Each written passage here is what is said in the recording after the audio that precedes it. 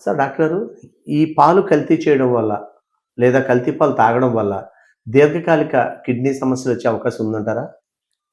మంచి క్వెషన్ అండి. అంటే క్రానిక్ కిడ్నీ డిసీజ్ అంటారు. దీర్ఘకాలిక కిడ్నీ వ్యాధుల్ని క్రానిక్ కిడ్నీ డిసీజ్ సీకేడీ అంటారు.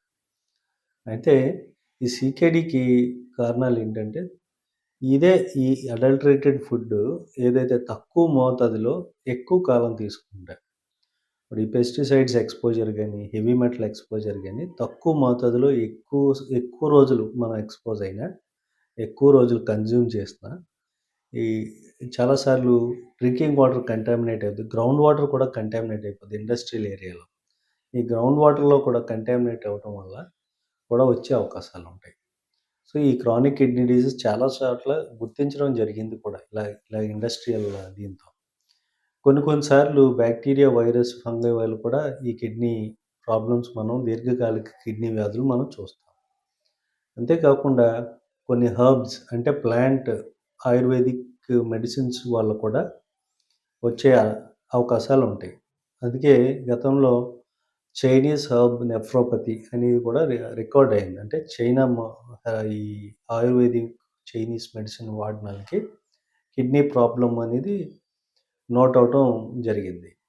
అలాగే కొన్ని వీడ్స్ అంటే మనకి మొక్కలు లాంటివి ఉంటాయి గదా! అవి మన తినే ఆహారంలోకి కలిసిపోవటం వల్ల కూడా నే ఈ నెఫ్రోపతి అనేది రావటం జరిగింది. ఇది బాల్కన్ అనే ఒక ఏరియాలో ఎక్కువ జరిగింది. బాల్కన్ నెఫ్రోపతి అని అంటారు.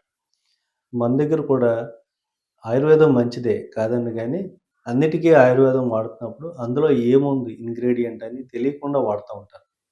ఏదైనా మీకు చెప్పేది లేబుల్ లేకుండా అందులో ఇంగ్రీడియెంట్స్ ఏంటి? అందులో ఏమేం మందులున్నాయని లేకుండా మీకు ఏ మందిచ్చినా గానీ వాడొద్దు. ఆయుర్వేదిక్ మెడిసిన్స్ కొన్ని లేబుల్ లేని మెడిసిన్స్ ఉంటాయి.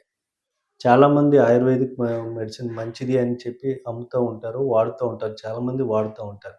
కానీ అసలు అందులో ఏ మందుందో ఎవరికీ తెలీదు.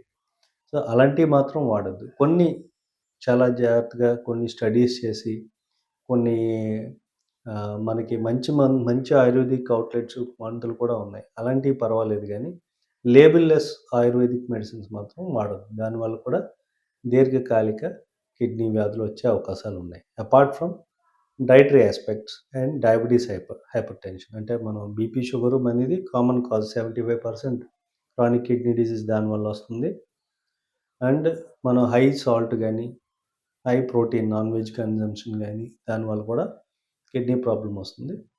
సో, ఇవి కామన్ కాజెస్. కొన్ని సిట్యుయేషన్స్‌లో ఏంటంటే మన కిడ్నీ ఇన్ఫెక్షన్స్ నెగ్లెక్ట్ చేసినా, కిడ్నీ స్టోన్స్ నెగ్లెక్ట్ చేసినా అప్పుడు కూడా కిడ్నీ పాడయ్యే అవకాశాలుంటాయి.